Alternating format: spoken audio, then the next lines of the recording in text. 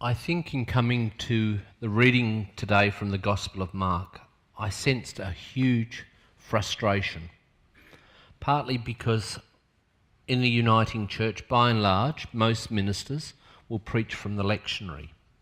And one thing, unfortunately, the lectionary does is break readings up.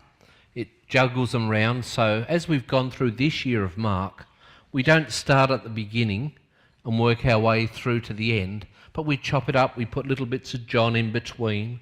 We have a couple of readings from Luke that happen, but unfortunately, we don't see this in its wholeness. And to understand Mark, really, the best way to do it is realise that it has a beginning, it has a middle, and it has an end. It is one long journey. It starts with John the Baptist, but then the call of discipleship to join Jesus on the road, to travel with Jesus.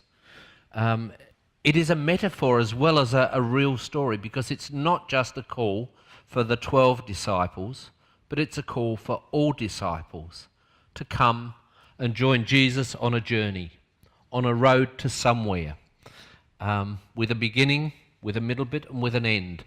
I must say, I sort of did want to preach about the last passage in Job, or the last Job died satisfied. I thought, I could preach a great sermon on Job died satisfied. Maybe that's for some other time. But, this journey that we're on, what does it bring us? This story today is one of the pivotal stories in a number of stories, and it raises the same question, where Jesus asks people, as he asked the disciples in last week's story, simply this. And a question I must say that he asked all disciples: what do you want me to do for you? We can read over that very quickly and just think about the miracle on a blind man seeing. But the question is for all of discipleship, and it keeps getting asked. What do you want me to do for you? The sons of Zebedee, James and John, last week said, well, we want you to give us the best seats in the house, basically. Sit at the right hand and left hand. Sorry, I can't do that. But again, we see a blind beggar, a man who is given a name, which is somewhat unusual because we tend not to give beggars and people who live on the fringes of society names, do we? We just give them titles: illegal immigrants, aliens, foreigners, and there are many names that we would be very familiar with that we use of people to diminish them, to ignore them, but we very rarely give them a name and a personality. Today, as this blind man sits on the road, we are invited to learn. So I'm asked with the first question, could we put the first passage up again, the Mark passage in the first bit? Have a look through that, and let me ask you the first question. What did Jesus do in Jericho?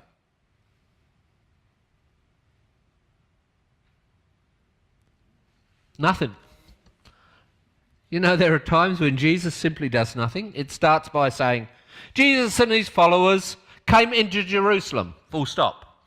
As Jesus was leaving came into Jericho. As Jesus was leaving Jericho, so what's happened in between that full stop? Simply, I don't know. Isn't it funny that we often think a destination's going to be the place that's going to be the answer for us? Oh, when I get to do this. I think when I was a kid, I would say that so often. Oh, when this happens, everything will work itself out.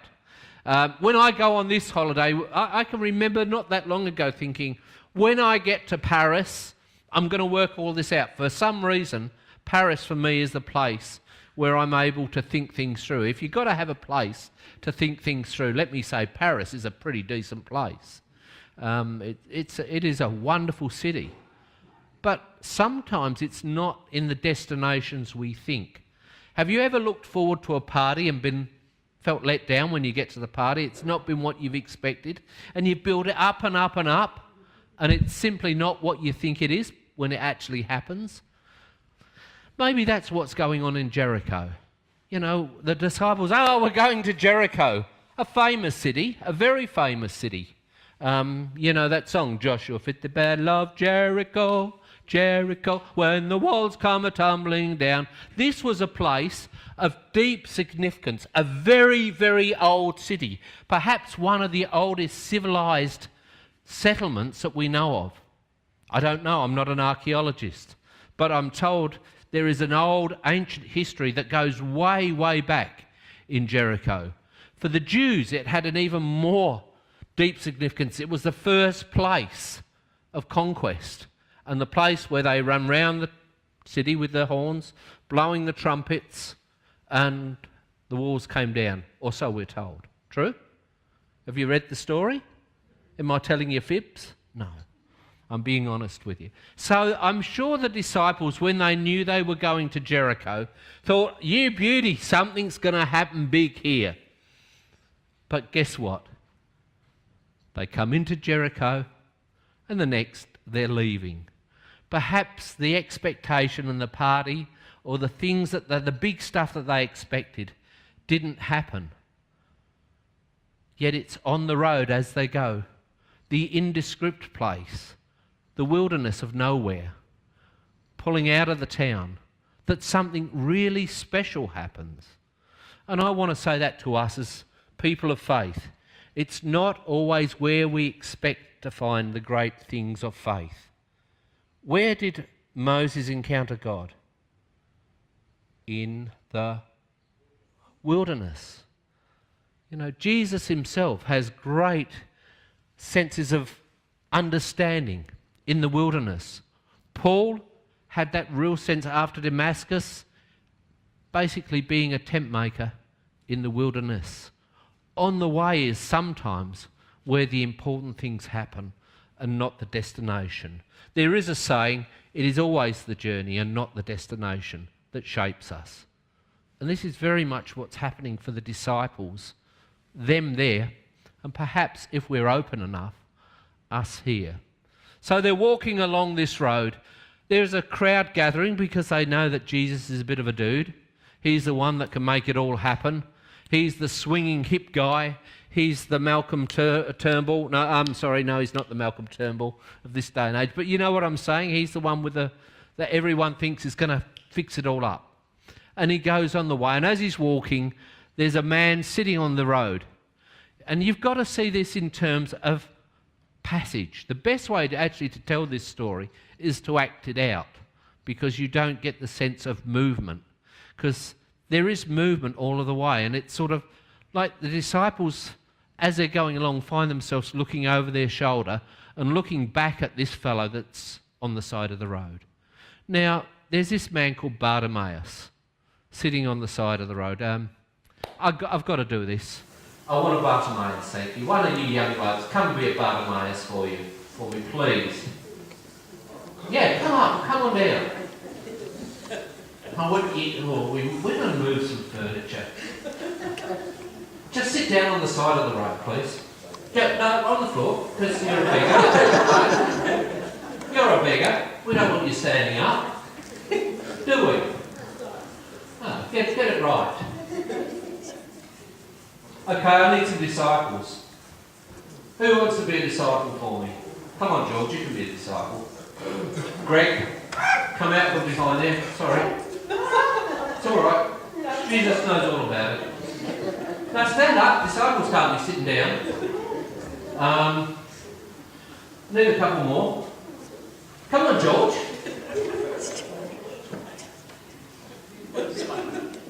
Come on. Now, Jericho's just about here, okay? Just about here. You're coming out of Jericho. All right. Okay. I am so tempted to make myself Jesus, but I think it will be sacrilege. Dee, come out and be Jesus for us.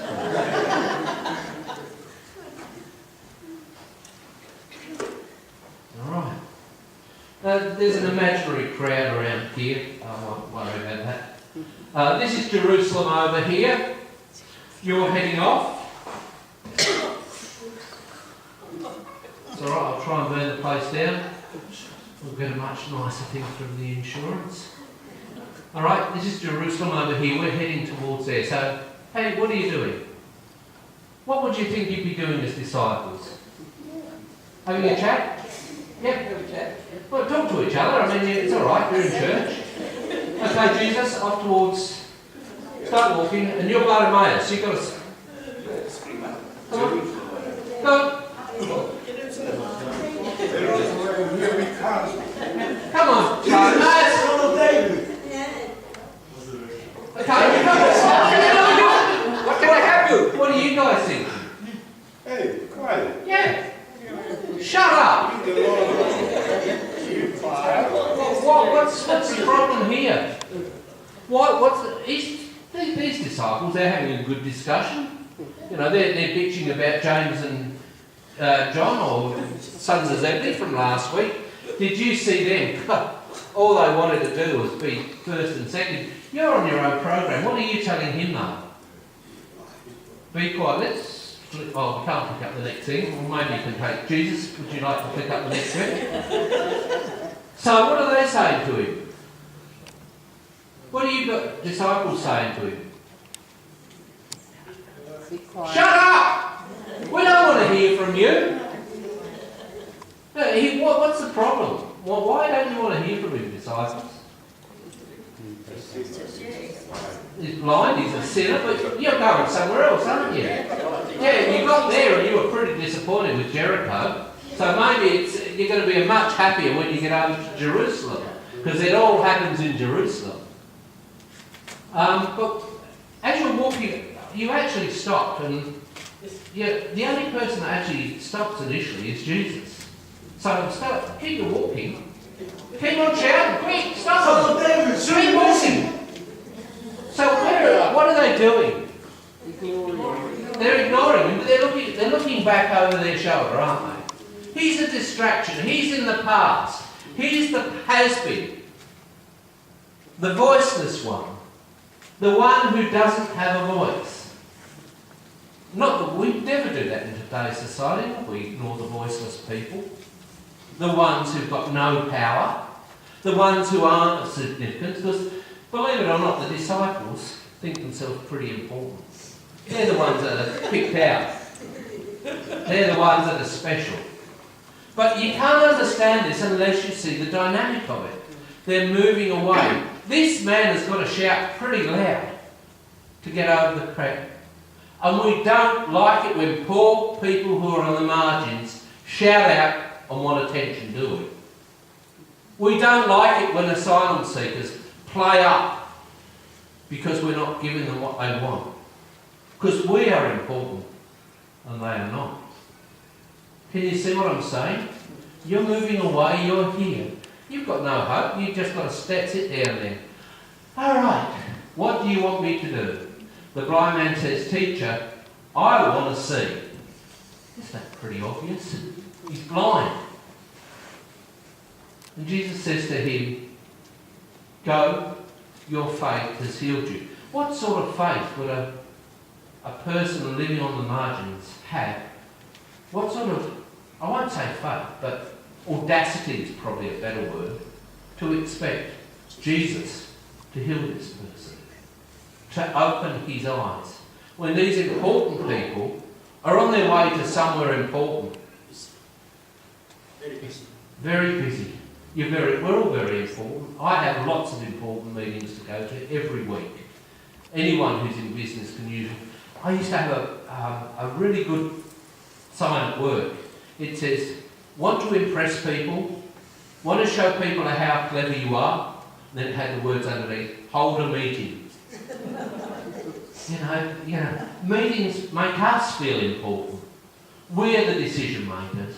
But on the road is where you actually confront the nitty-gritty, isn't it? It's not in the meetings, it's not in the Bible studies, it's not in the nice church, but it's on the wayside where we see our dear friend Bartimaeus.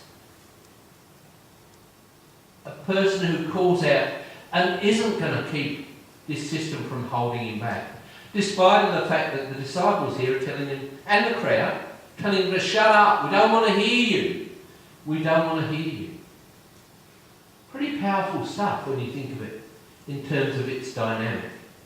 This isn't a sermon. This is something real for our lives that we can take as we go out there. And Jean, I'm going to say this to you, but CWA, the meetings are not necessarily the important things. We love meetings, and it's true of any group, whether it's a dog club, whether it's a church. It's not the meetings that are important. It's the people that are important, isn't it? Yeah? Yeah, we can make all the decisions we want to in the world, but it's not the meetings, it's the people. And Jesus is saying here, it's not just the people, but it's the ones that are sitting on the wayside, on the byside. And when truly you go down and you feed those people down in Frankston and give them breakfast, they're the blind Bartimaeuses of our community. We all can see the people on the wayside in our own lives because they're there. They're there, they have different names. Poor, the unemployed, the depressed, the chronically sick, the aged. They're there, aren't they? And yet today we have to have a beggar sitting on the road in our reading to remind us that this is the important stuff. This is real, my friends. I'm not just preaching a nice story to you today. I'm saying something. Because who gets their eyes opened ultimately today? The blind man does, for sure. But maybe the blind man is not the only person who needs eyes opened. Certainly the disciples who've been more worried about their own place, their own position, have had their eyes opened. And maybe, just maybe, we sitting here in our congregation might be challenged to open our eyes to some of the blindness that we have. You see, this is not just a story of a physically blind person, but it's a story for all of the blind people that are travelling on the way. Because the only one really with the eyes open is Jesus here, who knows the priority and says simply to the poor one on the side of the road, as he says to us, what do you want? What can I do for you? I think we can all go and sit back in our seats now. I think the point has sort of been... And you see why we do the drama on it? Because you don't understand it until you see the drama. Thank you very much for helping out all of those who did. This is important stuff. This is real. This is the gospel. On the road, in the nowheres, is where you will find the most powerful lessons that we can learn. As I start to gradually put the furniture back to its right place and try not to freak Dee out because I'm about to rip the cord out. But are you getting the story? Can it make a difference to us as we walk away? Or has Paul just preached a nice sermon, we've had a nice little bit of drama? Or is it something a little bit more realistic than that? Think of the names that you can put to the Bartimaeuses that we need our eyes opened to. Because I can tell you, the first thing I do when I see a beggar on the streets is I sort of try and pretend my eyes somewhere else. There is a thing called the gaze, the look. And to look someone in the eyes, knowing that they are in a difficult place, is a tough thing to do. Yeah? We often don't want to look at poor people. We don't want to look at asylum seekers. We don't want to look at those who live with some kind of mental illness or chronic depression. Maybe we're frightened of what we might see. Maybe more so it's the gaze that we will see back at us. How many of us are really brave enough to ask the question, what can I do for you? For those of us who claim to follow Jesus or have followed Jesus, that is a pretty powerful question. Can I say, in summation, life in church, the church is way too comfortable. Way, way too comfortable. Nothing much is asked of us, other than we come, we sing a few songs, hopefully put a smile on our face, and shake hands with people that we shake hands with every week. Perhaps the gospel is not in the destination, but on the way, to the people we might confront, to the people that God may put in our way. Today's story is a multi-layered story. I've just touched the surface, but it's about whose eyes need to be opened. Bartimaeus knew the eyes needed to be opened, true. The disciples weren't so sure, but the reality is Jesus opened some eyes on the road. It's not the destination, it's the journey.